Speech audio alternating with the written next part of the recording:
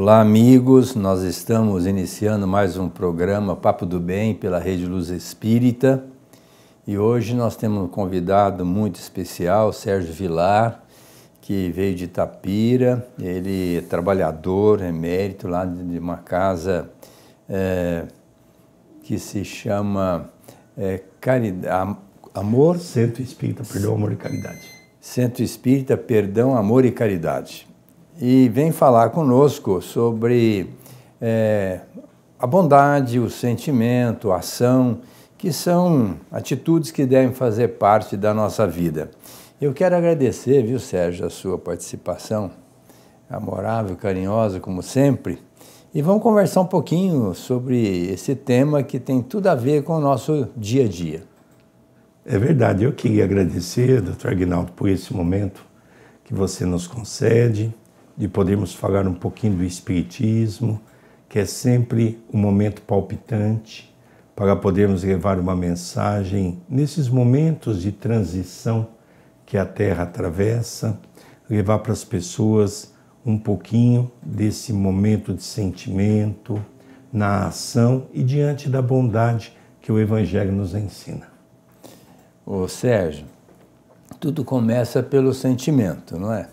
Porque se a pessoa não tem esse sentimento de amor verdadeiro, ele vai arrumar tanta justificativa para ficar na zona de conforto.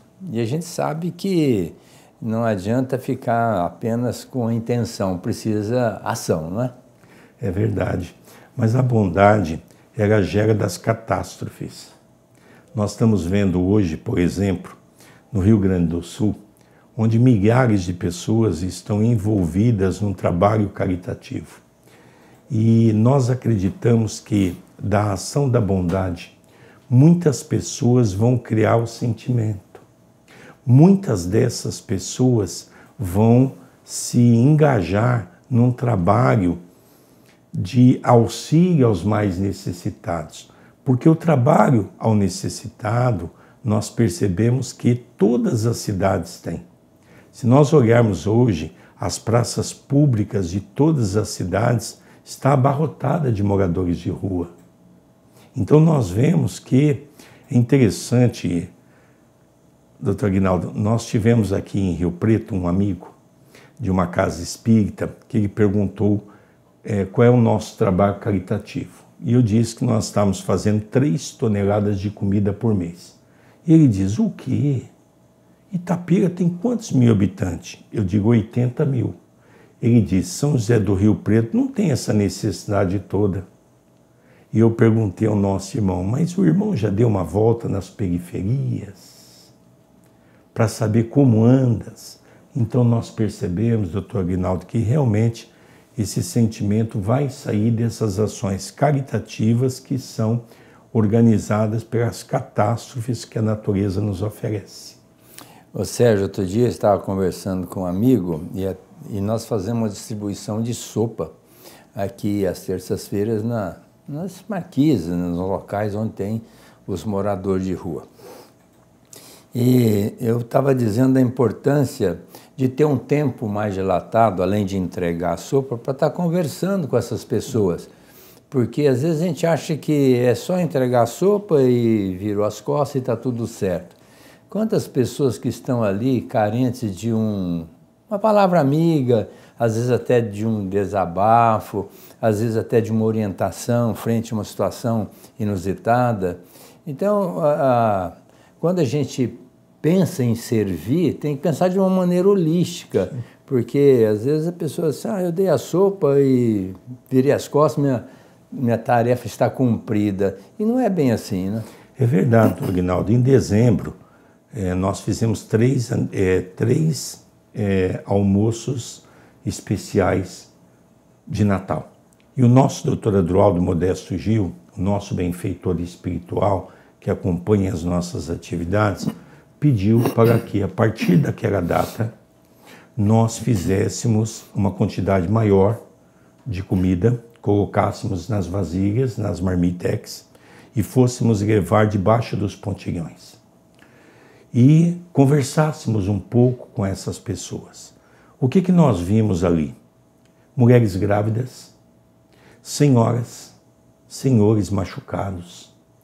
E ali nós pudemos levar uma mensagem, e eles naquele momento, eles pegavam a comida, mas nós percebemos hoje que o que eles têm uma necessidade é de conversar, é de contar a sua história. Nós já vimos jovens poliglota que falam mais de 5 línguas. E nós então procuramos saber por que eles estão na rua.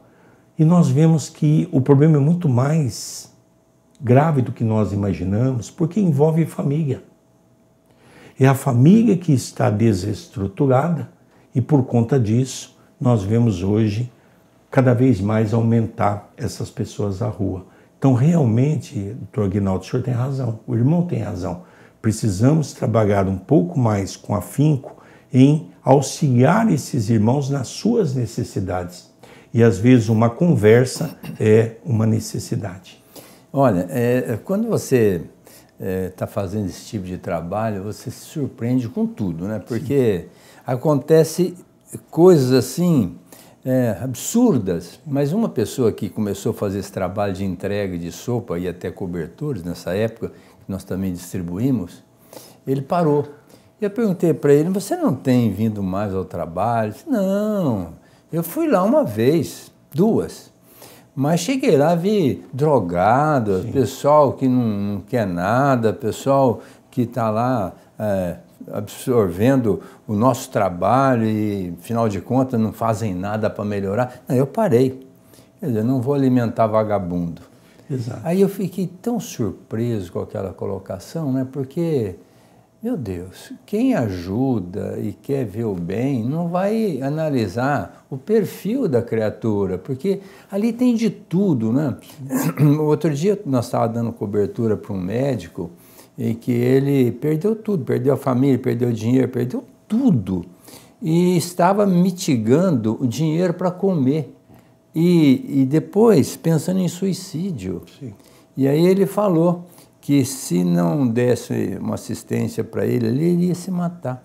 Aí eu fico pensando, um médico, mas ele tem os seus problemas e que motivaram ou circunstancialmente o levaram a essa situação extremada e que não nos compete ficar aqui julgando, né? Mas que absurdo, o que ele fez? Olha, ele fez. Chegou naquele ponto, o que nos resta se não ajudar, não é?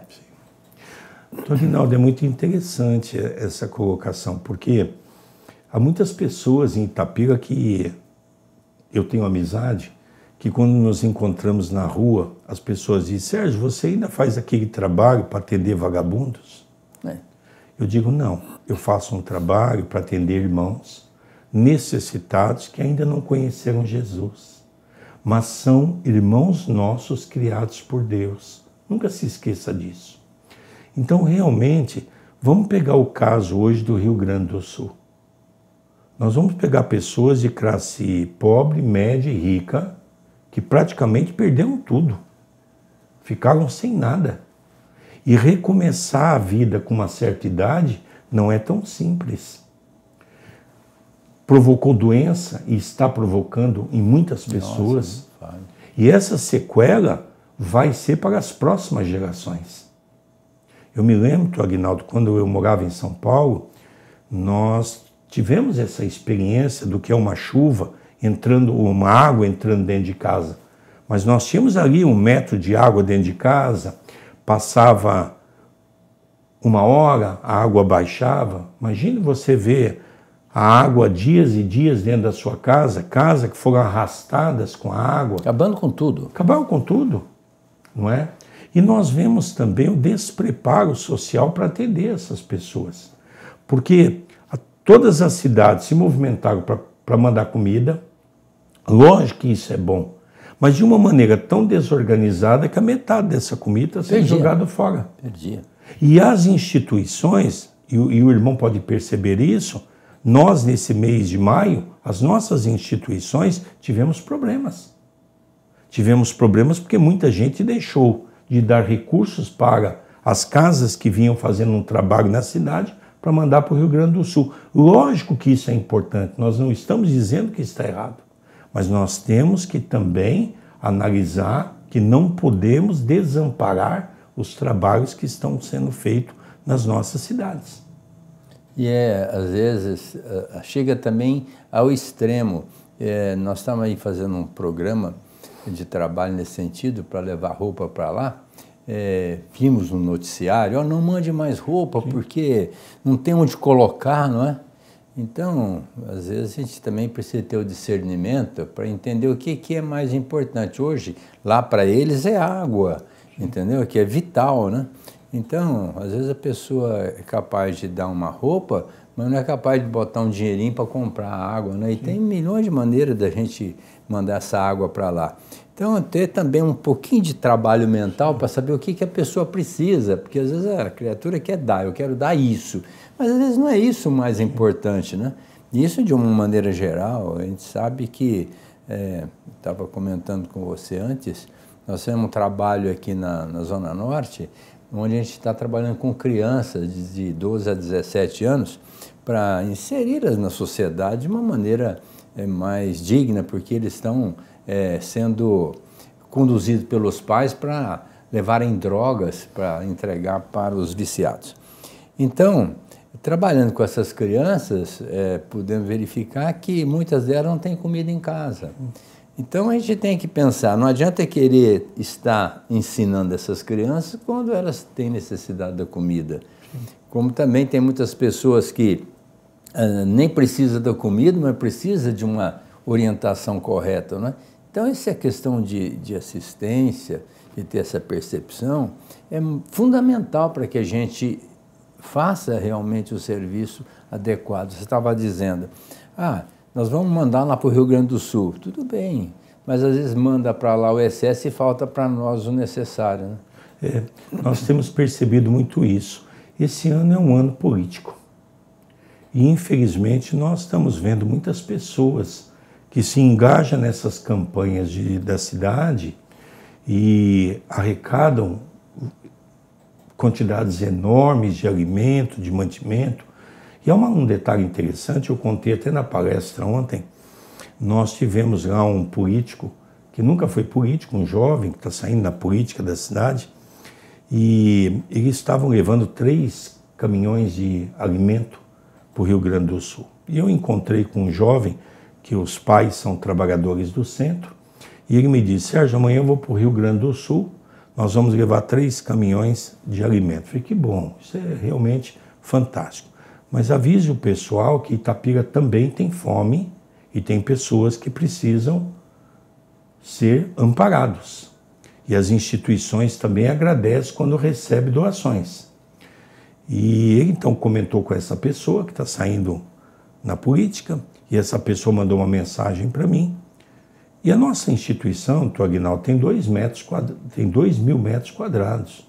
Hoje nós atendemos 3 toneladas de comida, como eu já mencionei, e tem um amplo trabalho com as famílias carenciadas, com jovens drogados.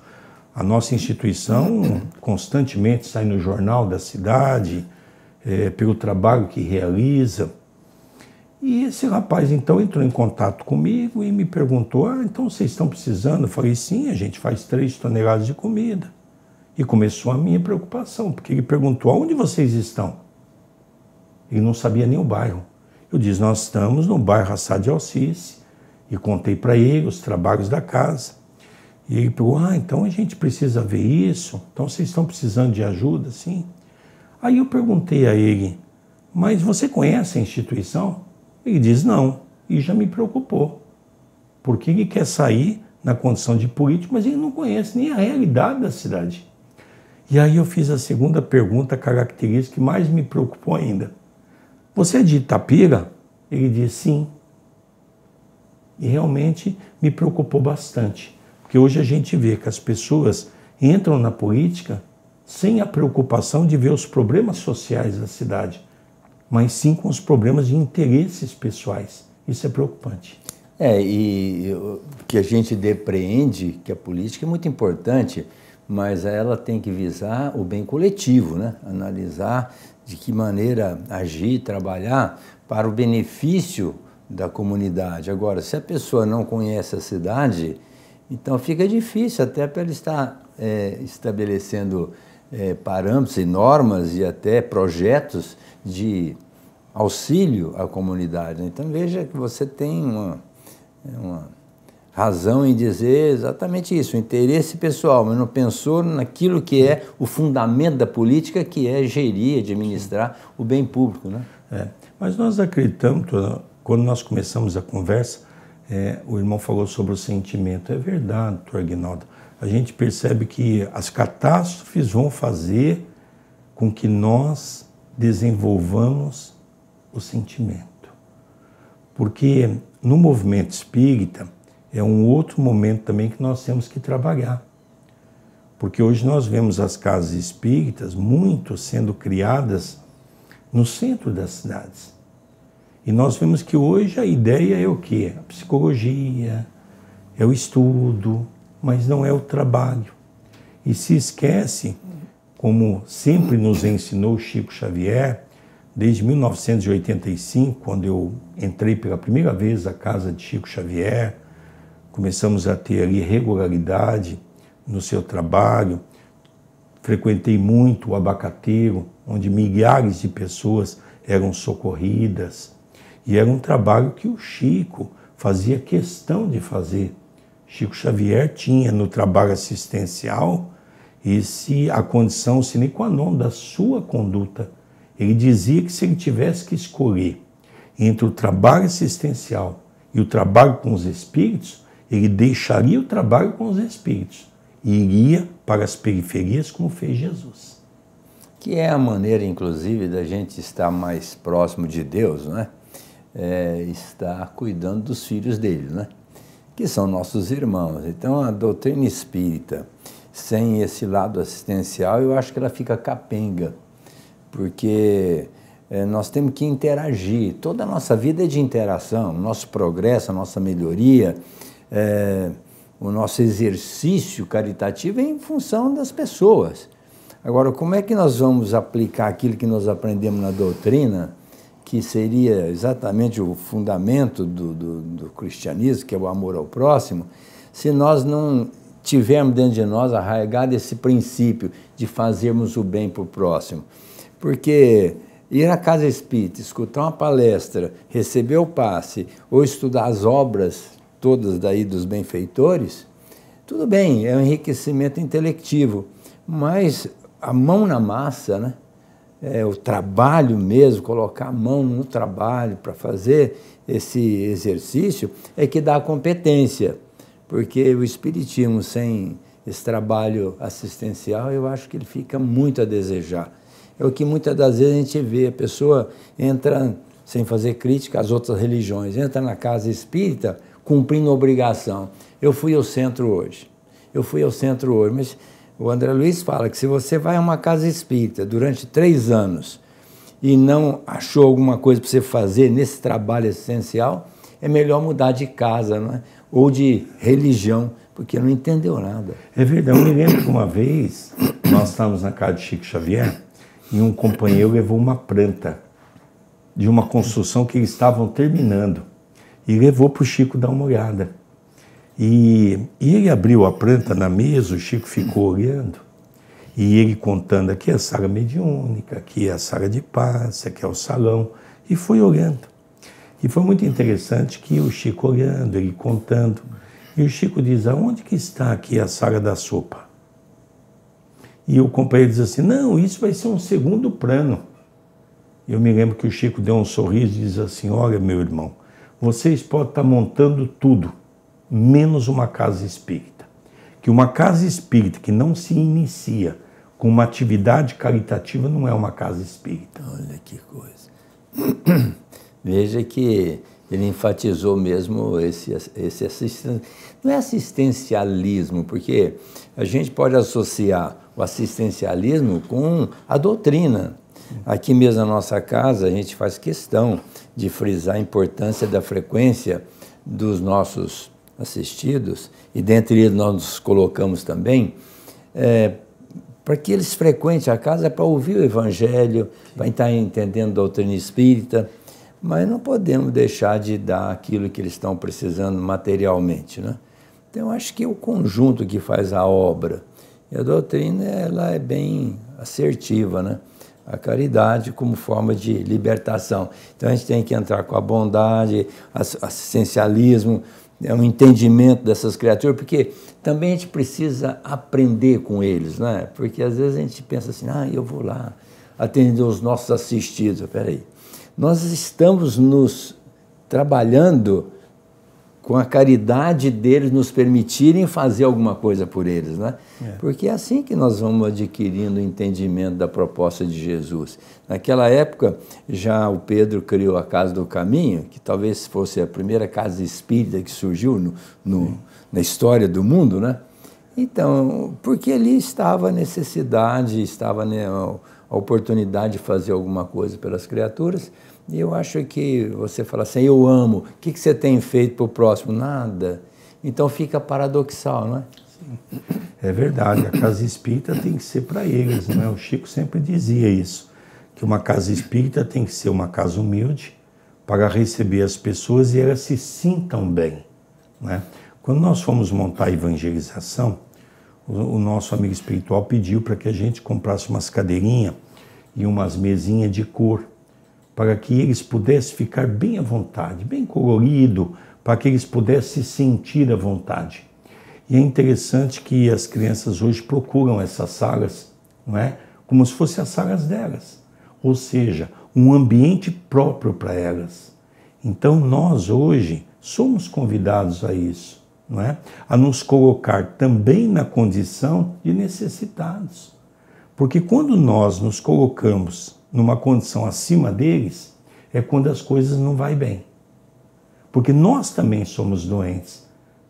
Quando no Evangelho segundo o Espiritismo, no capítulo 6, Cristo Consolador, que é o próprio Cristo, né, o Espírito da Verdade, ele fala para todos nós, eu sou o grande médico das almas, eu vim para curar os doentes. Então quem são os doentes da alma? Somos nós. Pelo orgulho, pelo egoísmo, pela vaidade. Porque hoje lidar com essas pessoas simples não é fácil. O Chico falava assim que os nossos hóspedes da casa espírita que recebem a sopa são os mais exigentes. E a gente percebe que é verdade, né, Aguinaldo? Santo Agostinho também já falava isso, né? Vamos atender os hóspedes exigentes do Cristo, né? Sim. Então, mas é isso. Mas hoje a necessidade é premente, em sentido amplo. Inclusive, eu digo quase que mais espiritualmente do que materialmente, né? Hoje tem pessoas que estão tão desencontradas psicologicamente, num clima de extrema ansiedade, de depressão, de chamada, hoje muito moderno, falar crise existencial, né? Eu lembro do Pascal, que era um pensador da antiguidade, ele falava assim, que nós temos uma crise existencial que é preenchida por uma única cunha, que se chama Deus, né?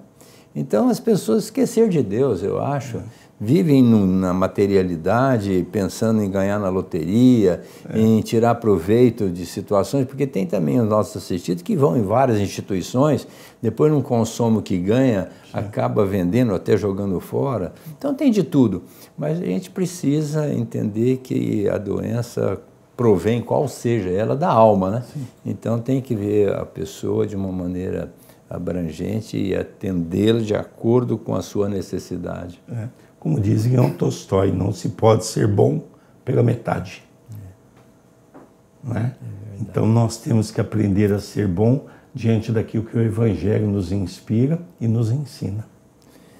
Então, Sérgio, eu queria agradecer muito a sua participação, que sempre vem aqui e nos traz recados maravilhosos, e principalmente esse de que a bondade tem que ser trabalhada dentro de nós.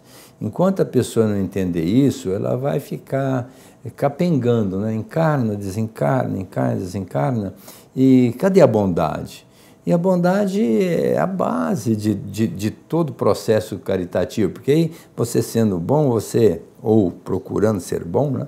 você vai entender a outra pessoa, você vai compreender a sua necessidade, qual seja, vai procurar fazer alguma coisa no sentido de atendê-la. E o que é mais importante, eu acho, nesse sentido, é a gente não fazer as críticas, os julgamentos, porque o Emmanuel fala assim, a gente tem que ajudar os outros naquilo que a pessoa precisa, no seu momento. Porque às vezes também a gente fica pensando, não, a hora eu vou ajudar, quando eu puder ajudar, mas também vou escolher as pessoas corretas, né? Outro dia uma moça falou para mim, eu sei que eu tenho uma missão. A hora que eu descobrir essa missão, eu vou fazer meu trabalho. E depois ela me falou assim algumas vezes, eu falei, olha, começa a fazer as coisas mais simples, porque quando o trabalhador está pronto, o serviço aparece. Quando você estiver bem estruturado, você vai descobrir a sua missão. Mas, por enquanto, comece a fazer alguma coisa, né? Porque o tempo passa. Senão vai desencarnar e não vai achar a missão dela. Bom, estamos encerrando nosso programa com a nossa gratidão pela assistência de todos vocês. Gratidão ao Sérgio, que veio participar conosco. E um grande abraço a todos e até a semana que vem com o nosso novo Papo do Bem pela Rede Luz Espírita.